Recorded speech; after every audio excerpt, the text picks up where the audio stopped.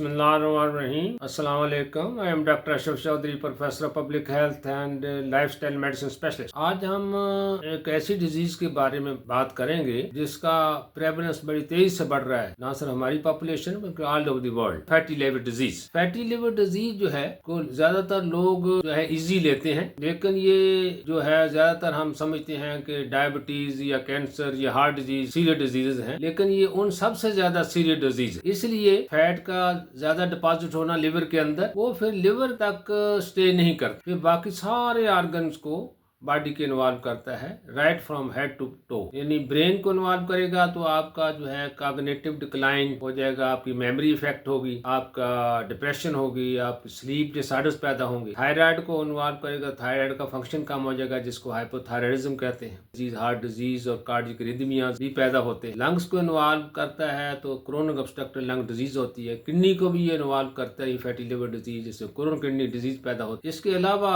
Bones को भी involve करता है, जिससे बोन वीक होती है, इसको ऑस्टियोपोरोसिस कहते हैं। मसल को इन्वॉल्व करने से मसल का मैस कम हो जाता है, जिसको सार्कोपिनिया कहते हैं। और इसके अलावा लिवर कैंसर भी होता है, कोलोरेक्टल कैंसर का भी इसमें बढ़ जाता है। तो बेशुमार यानी कि ये फैटी लिवर डिजीज सिर्फ लिवर तक महदूद नहीं रहती, ये सारे ऑर्गन्स को इन्वॉल्व कर। अब इसके रिस्क फैक्टर्स क्या हैं? शुगर स्वीटेंड बेवरेजेस हैं, मीठे शरबत हैं, जूसेस हैं या सॉफ्ट ड्रिंक्स हैं, इनका ज़्यादा इस्तेमाल, या इसके साथ जो अनहेल्दी लाइफस्टाइल है, अनहेल्दी डाइट्स का ज़्यादा इस्तेमाल, फास्ट फूड, जंक फूड वगैरह, उनका ज़्यादा इस्तेमाल। डायबिटीज़, अगर डायबिटिक हैं तो आप तभी भी एट हाई रिस्क। अगर आपको मेटाबॉलिक सिंड्रोम है तो फिर भी आप एट हाई रिस्क। इसकी कॉम्प्लिकेशन भी है और इसमें एट हाई रिस्क भी हो। लेकिन जो अभी लेटेस्ट रिसर्च सामने आई है उसमें ये मालूम हुआ है कि आपकी अगर रात की नींद, तो फिर